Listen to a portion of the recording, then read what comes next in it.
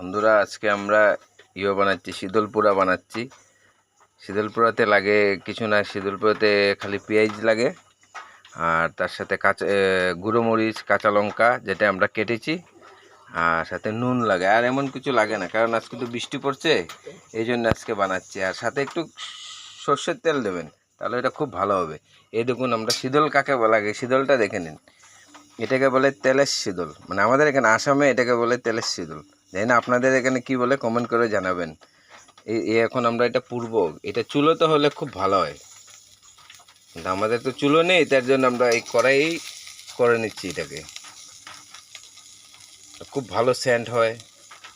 অনেক লোকে খায়, আবার কিছু লোকে খায় না, কেউ কারো কারো এটা গন্ধ ভালো লাগে না। তাই আজকে আমি আমার বউ মিলে বলছি যে আজকে বৃষ্টি হচ্ছে আমাদের এদিকে, তাই আজকে আমরা শীতল পোড়া বানাবো। শীতলটাকে পুড়বো, তারপরে ভালো করে ধুবো। তারপরে কি হয় আগে দেখুন আপনারা, এইভাবে এটাকে ভালো করে পুড়তে হয়। গ্যাসের স্টিমটাকে একটু কমিয়ে দেবেন, যাতে বেশি পুড়ে না যায়, আর না হলে ভিতরটা কাঁচা থাকবে।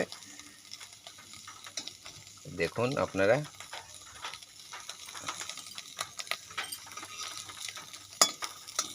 দেখুন, দেখতে থাকুন।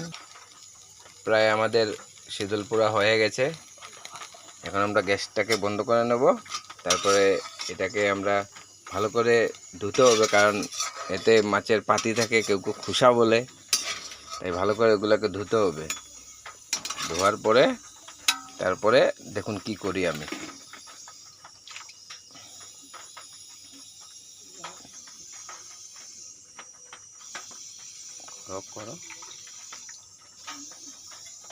মোটামুটি আমাদের ধোয়া হয়ে গেছে। এখন বাকি কাজ আমি করব, আমি দেখাচ্ছি কিভাবে করতে হয়। এই হলো আমাদের শীতল, মানে যেটাকে তেলেশ, আমাদের এখানে তেলেশ বলে। এটাকে পুড়ে খেতে অনেক স্বাদ।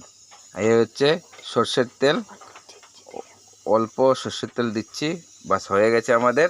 এখানে এমন কিছু লাগে না, শুধু মরিচের গুঁড়ো, কাঁচা লঙ্কা যেটা আমরা কেটে নিয়েছি আগে থেকেই, পেঁয়াজ কুচি সেটাকে আগে থেকে কেটে নিয়েছি, এই হচ্ছে মরিচের গুঁড়া, এই হচ্ছে তেলের শীতল। এটাকে এখন কি করতে হবে জানেন, এটাকে ভালো করে চটকাতে হবে, মানে ভালো করে মাখতে হবে। ভালো করে মাখা, একদম ভালো করে মাখতে হবে, যাতে চারোদিকে হয়।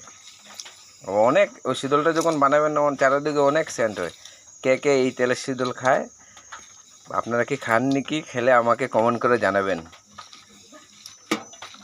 ভালো করে চটকিয়ে চটকিয়ে চটকিয়ে চটকিয়ে তারপর এটা কেউ কেউ এটা ডাল দিয়ে খেতে স্বাদ, খালি খেলেও খেতে স্বাদ, ভাতের সাথে এটা অনেক স্বাদ লাগে খেতে,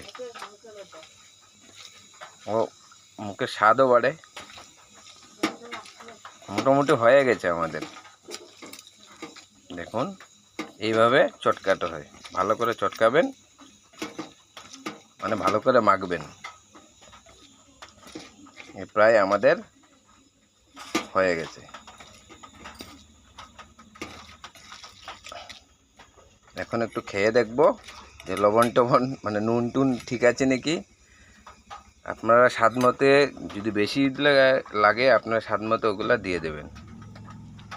এই আমি খাচ্ছি, খেয়ে আমি দেখাচ্ছি। এইভাবে এইভাবে নিয়ে খুব ভালো হয়েছে। আপনারা একবার বাড়িতে ট্রাই করে দেখবেন, আমার মনে হয় অনেক স্বাদ হয়েছে।